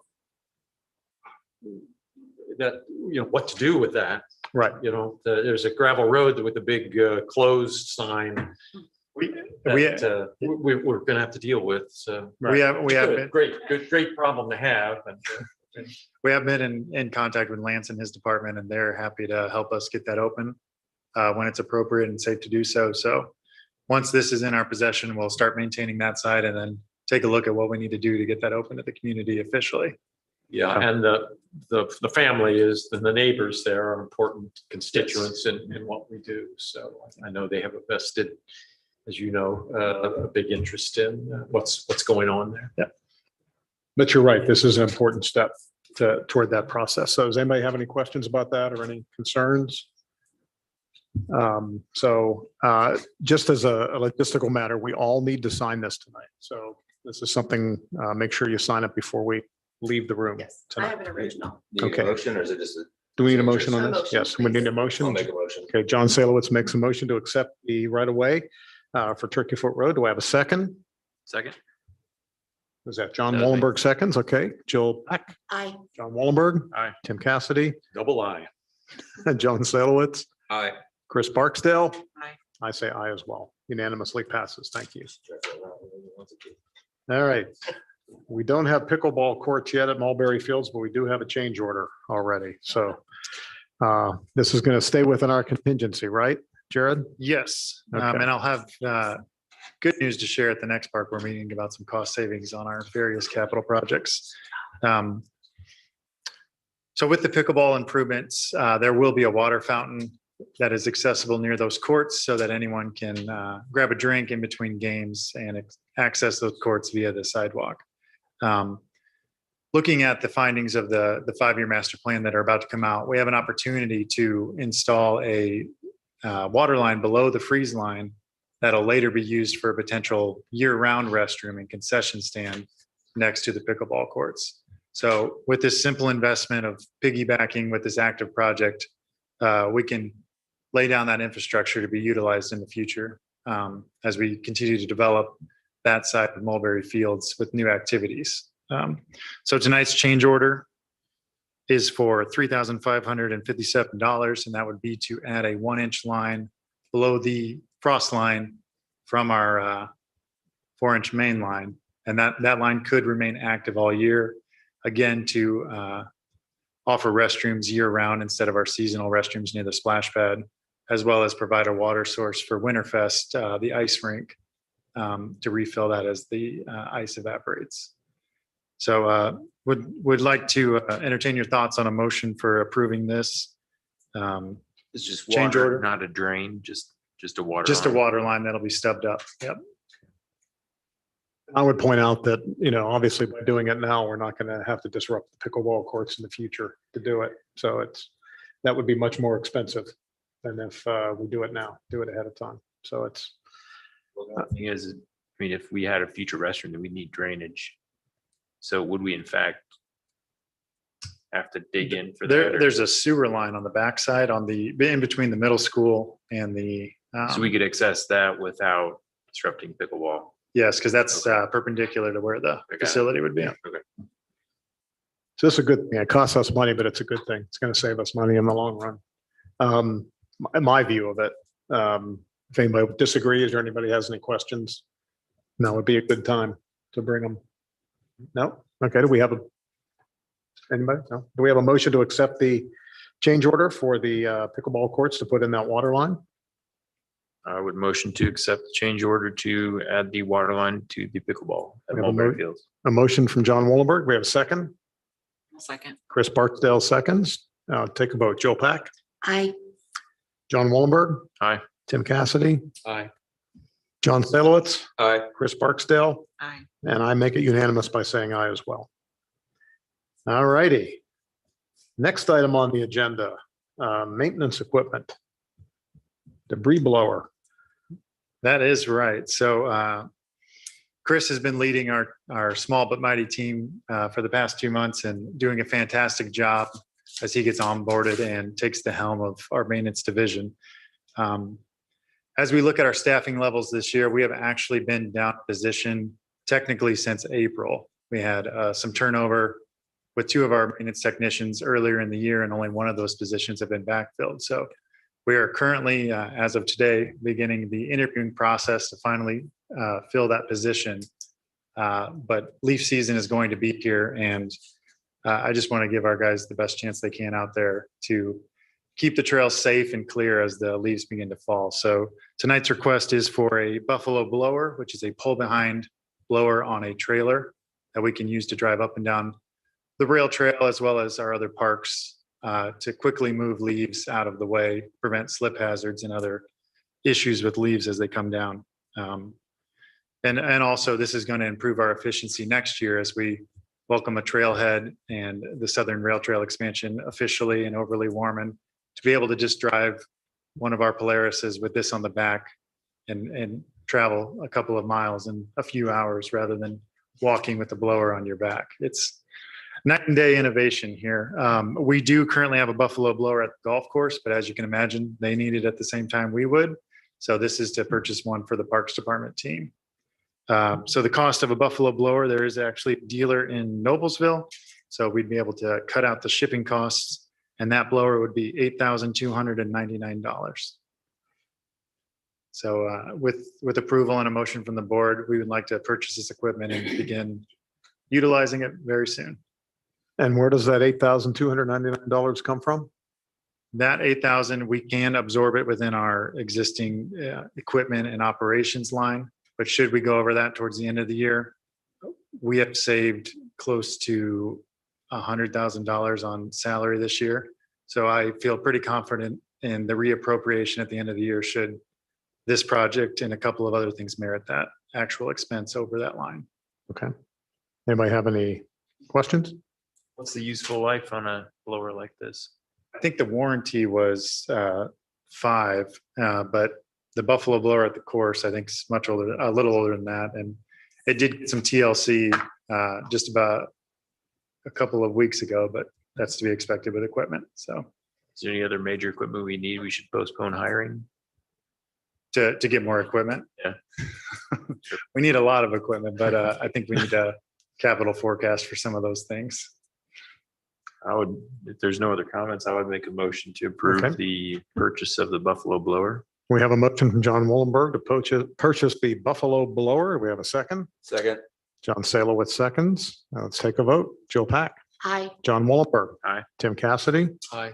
John Salowitz, Aye. Chris Barksdale, Aye. and I say aye as well. All right, we're going to jump back up to the Carpenter Nature Preserve appraisal, Jared. All right. Make Thank sure you. we get through that. Thank you, John. So as you all know, you've been a part of the Carpenter Nature Preserve Legacy Project that we've started here. First with an LOI in 2021 to partner with the Carpenters, followed by the master planning of the site. So with that document in hand, we began the bonding process to explore funding the acquisition of that project.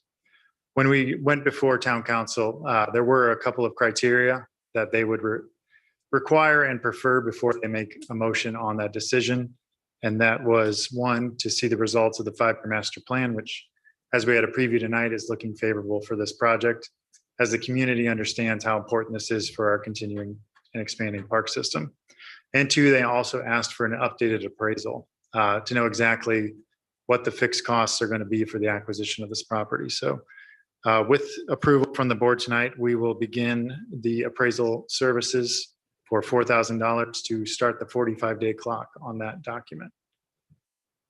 With that in hand and the results of our 5-year master plan, clearly indicating that this is a top priority of our department, I think we can again resume that process and move forward. Happy to answer any questions. Cost again is $4,000. $4,000. We're achieving some savings here, right? Because they did an appraisal before. and Yeah, they used were some the- of that information. Yep, just 2 years ago, they were the Okay. firm that assisted with that appraisal. So the 2-year appraisal is no good anymore. A lot has changed in the housing market in 2 years, and we're going to find out exactly how much. Okay. Anybody have any questions or thoughts on that? All right, do we have a motion to move forward with the Carpenter Nature Preserve appraisal as we continue on the march to acquire that for the town? I would move to move forward with the appraisal. We have a motion from Joe Pack. Do we have a second? Second. John Wallenberg seconds. Let's take a vote. Joe Pack, Aye. John Wallenberg, Aye. Tim Cassidy, Aye. John Salowitz, Aye. Chris Barksdale, Aye. and I say aye as well. All right. I will say real quick before we move on here, I do have an original here, John, for you to sign. It has just a couple of changes that we had negotiated with the appraiser to the agreement that's in your packet. And really, that's just to extend the time for payment from, I think they had 30 days after invoice to 60 days after invoice, just to give you a little bit more time there. And then we just deleted a sentence regarding their ability to file a lien against the subject property for any amount that's owed and not paid. We certainly can't agree to that because we don't own the property, so we have them delete that provision. So the one that I have here is updated with those two Okay, provisions. great. Thank you. Sure. All right, the next item is the fee ordinance amendment. And Amy, can you explain where we are on that? We have to go back and speak to this year as well as look ahead to next year. Yes, Jared and I were talking about that, and I think in November maybe of 2021, the board approved a fee schedule, I think just by vote, but just to make sure that we have something on paper that memorializes that, I'd recommend that we do a little resolution just approving the 2022 fee ordinance at your next meeting or the meeting after that. And then going forward, I think every year that's just a resolution that the board ought to revisit, at the beginning of the year, the end of the year, to see if there are any changes that you'd like to make, and just keep that sort of a document that you approve every year, either with no changes or with some changes as you see appropriate. So Great. Jared and I will work on that together. Okay, But tonight, I think he'd like to just introduce that to you and yeah, get a verbal vote so we know what to put in the resolution. okay. So this should look familiar. This was the presentation from last November for the members that were here. Hi, Chris. This will be new to you. So we discussed our objectives for this year were to invest in existing staff and build capacities, expand our offerings with recreation and nature-based programming, which check, and improve the accessibility and programming of our parks. So the only revision from our November meeting to now is the topic of shelter reservations. A few meetings ago, we discussed adding a deposit to that program so that should a shelter be left in disarray or trash everywhere, we have a mechanism to retain some of those funds and apply the cleaning fee that was already approved during this meeting as well. Currently, with our system, we don't store credit cards, and the majority of these are online transactions. So they do pay for the shelter, but then after that, if there is an instance where there is a shelter left in disarray, we have no mechanisms to claw back that cleaning fee. So this is just putting a deposit with that reservation, which will be returned after the shelter is inspected after the reservation. So kind of what we agreed to, just putting it in writing on the resolution. With that approved, finance will begin accepting that, and we'll incorporate that into the MyRec software for registrations. So it is that line under shelter reservations that I hope is not blurry. It says all shelter reservations subject to a deposit upon reservation. Deposit will be returned to full following reservation unless a $50 cleaning fee is charged. Need any sort of time limit on that, in terms of what they can expect to have it inspected after the, So currently, after every reservation, we have that 1 hour gap between the morning and PM shifts, and that's when we come in and inspect those Okay. shelters. So if we fail to do that, then even if we come to it on Sunday or Monday, if it's in disarray, we can't prove that. But so we do follow right between those. I see. So that is our mechanism, and we document it with photos. And again, this has only happened twice in the life of this program, so it is very rare. Out of how many uses? Out It's of only how happened many? twice out of how many uses? We have raised around $6,000 with this program. Uh-huh. So I guess 6,000 divided by 50 or $65, depending if you're a resident or non-resident. I'll have those at the end of the year for you. Okay. All right, so what do we need to do then? We need to formalize the fee schedule for 2022. Well, yes, you're going to formalize it by resolution at an upcoming meeting. At but the I think November meeting. Tonight, just approve the addition of this $50 deposit to Got the it. fee schedule, and then we'll incorporate that into the resolution. Okay. Okay. We did that last month. We accepted it, and now this is putting it into the fee schedule for finance to kind of begin implementing. So does anybody have a resolution to accept that into the fee schedule? That's a simple, Yes. yeah, okay. Anybody have a resolution to do that? I make that motion. Chris Barksdale makes that motion. Do we have a second? Second. Is that John Wallenberg? That was Tim. That was Tim Cassidy. Okay, well, let's take a vote. We have Jill Pack, Aye. John Wallenberg. Aye. Tim Cassidy. Aye. John Selowitz, Aye. Chris Barksdale, Aye. and I say aye as well. Great. All right. Next item on the agenda, Boys and Girls Club Memorandum of Understanding. Yeah, so as Tricia alluded to, one of the things popping up in our 5-year master plan is the need for indoor programming space and whatever future facility that might take place in. So we're looking for solutions to that now. Annually, we do have to cancel some of our programs because it's either just too cold, too wet, or other inclement weather reasons that these events don't occur, like Creek Fest with the thunderstorms. So we have an opportunity. We did meet with the Boys and Girls Club here in Zionsville, and they are more than happy to share in the vision of expanding recreation programming in our community, especially with this focus for youth. So we drafted this MOU to kind of capture that shared partnership and bounce it between the two governing bodies of the Parks Department and the Boys and Girls Club to kind of eternalize this shared use. So on behalf of the Boys and Girls Club, they would offer their facility from 8 a.m. until 1 p.m. throughout the school year, Monday through Friday. And that is the time that kids are in school, obviously, and the facility just kind of sits there. There are staff there on site and would be when we program it.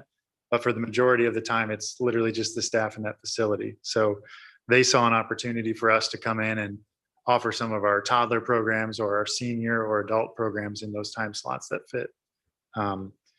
Further, on our behalf, we've offered shelter reservations to them at no cost as a nonprofit, as well as cross promotions between our communications and theirs. So we've mentioned advertising on their behalf in our quarterly newsletter, as well as sharing social media posts and exploring collaborative programming, similar to we are at with the library right now. So not only is our nature center housed in the library, but Mindy and her team regularly meet with library staff and actually create programs together. So just casting a larger net for the quality of life here in Zionsville. So we see that as an opportunity with the Boys and Girls Club. There's no funds that are being asked to exchange hands, simply just utilizing an asset on both behalves that could be used more. And if either party decides they don't like this arrangement, they can cancel it at any time. Yes, this is not legally binding, just it's a written handshake. Which of their two facilities are we going to use, or both? Both was not off the table, but this would be the facility right next to Mulberry Fields. So, Zionsville unit.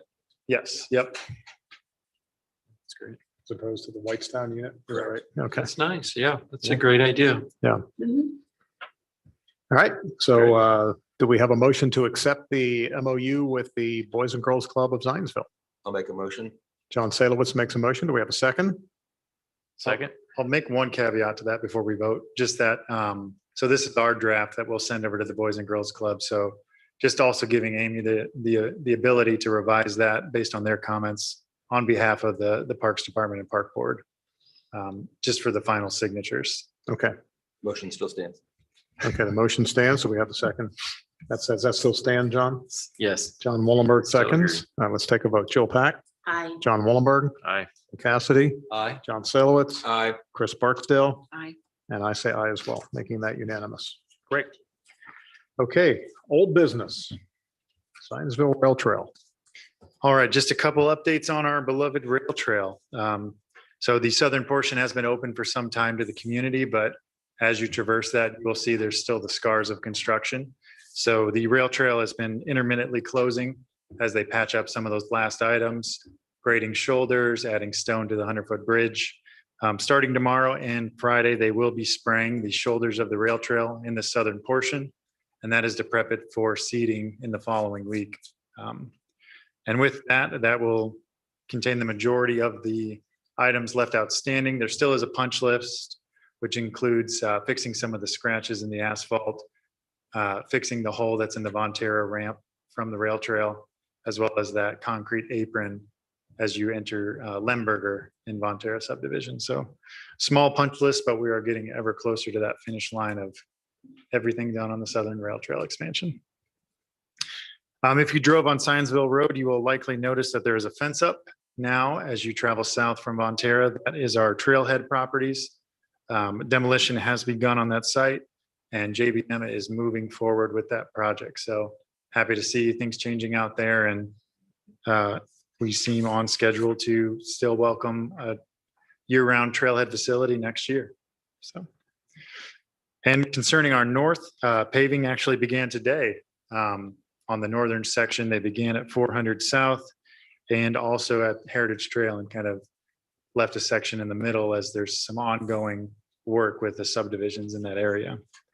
The Parks Department, as well as REA, met with the schools through email exchanges and phone calls and in-person meetings to try to discuss a rail trail connection from our northern expansion to the new Trailside Elementary. So after some back and forth and really just understanding the total picture of what's changing out there, it doesn't seem appropriate to move forward with that connection at this time. So there's just a lot evolving out there at the Trailside site. Some areas aren't necessarily ready to welcome pedestrian traffic from the north, and that campus will continue to grow over the next couple of years. So we will look for future opportunities. I know Lance is working on some pathways in his budget to help with that, getting them to the school safely. And we will continue to work with the school whenever we can to collaborate on these types of projects, including the entrance to Pleasant View in the near future with our rail trail expansion.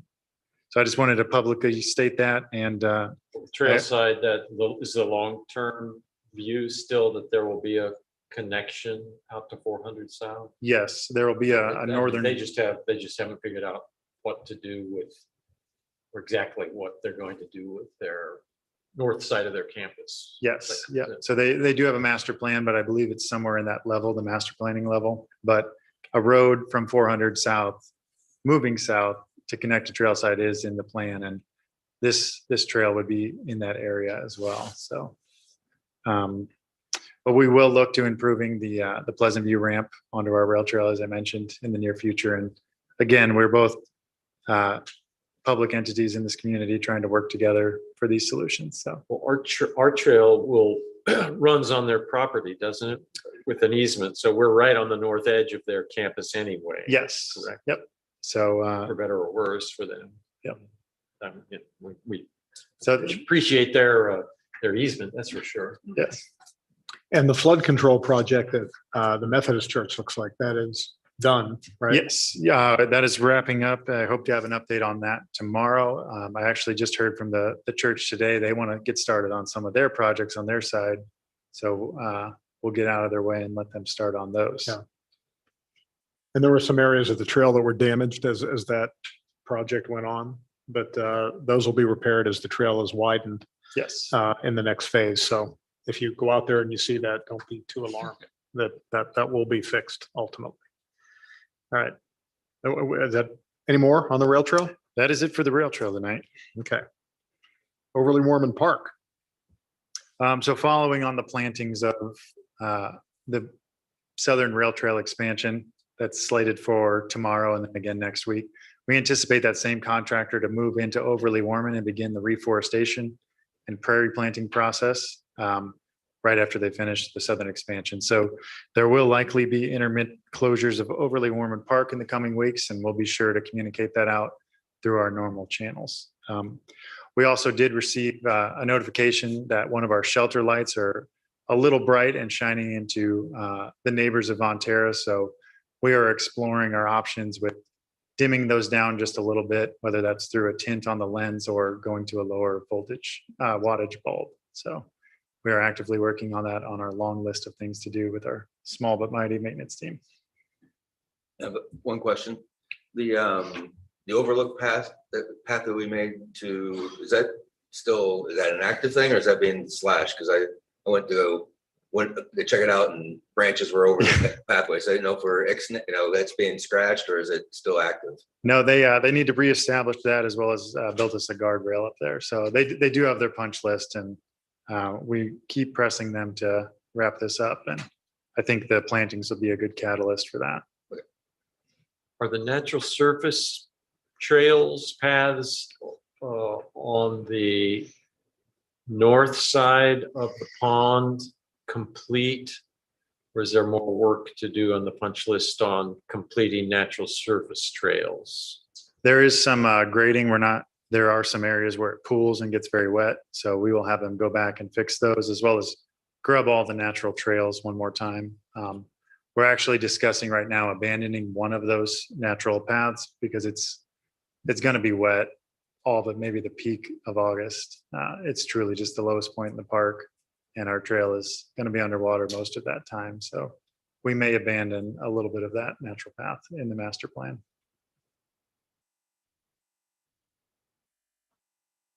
Any questions or comments, concerns? No. I do appreciate, I did go down there one night to see how bright those lights were affecting the neighbors, and it is pretty bright. So I appreciate, you and Chris and your efforts to be good neighbors to people down there. I mean, yes, they knew that the park was going to be there when they bought their house, and, yes, they should have expected this, but I think it's good to be a good neighbor and to try to mitigate that concern because it is bright, softly bright. So, all right, golf course pathway improvements. I just wanted to give an update since our last time I was with you all, since I missed August, sorry. The contractor has been to the site one time and attempted to reseed on the sides of the pathways. The majority of that seed didn't take, and we're waiting for them to return to continue the items on the punch list. The trouble with this is we are getting pretty close to our time where it's not going to be feasible to reseed or resod anymore this year, which is a big priority of this project. Obviously, we want nice greens for our 2023 season. So we are exploring our options as far as getting them back out there with letters and what potentially a termination of that contract is going to look like. So more to come on that in the future as we continue to review that. So I just wanted to bring that before you tonight. We still have some money held out of that project Yes. so we have some bargaining power. 10% hold back. So again, I just urge you to have Plan B ready to implement at a moment's notice and beat upon our contractor exactly what Plan A is and when and why, and again, communicate with our golf community. Absolutely.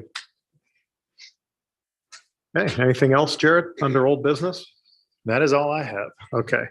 Under board related items, there's nothing listed there, but obviously, the agenda tonight was packed, full of a lot of items, and that is because we're going to go ahead and cancel the October meeting because that falls in the middle of fall break. And I think we might have had difficulty coming up with a quorum. So the November agenda is likely to be packed pretty full too, to accommodate that. Now, if something unanticipated comes up that is so important that it just can't wait till November, we can call a special meeting. And if that happens, we will give everyone and the public ample notice as required by law and then some to make sure that, that everybody's communicating well with one another. So the next item on the agenda then is claims. And has anybody had a chance to look at the claims? I noticed on page 1, about halfway down, there is a duplicate. It says contractual services, US Bank, and the fee is $550. The check numbers are the same. So I don't know if this is just printed twice or if it was paid twice, but $550 is worth checking that out to make sure we're not paying that twice. Yep, absolutely. I'll check in with finance tomorrow and make sure that duplicate is not sent. Did you see it? You saw it? Where it isn't? Okay. About halfway down on the first page. Is there anything else that anybody noticed? Any concerns or questions?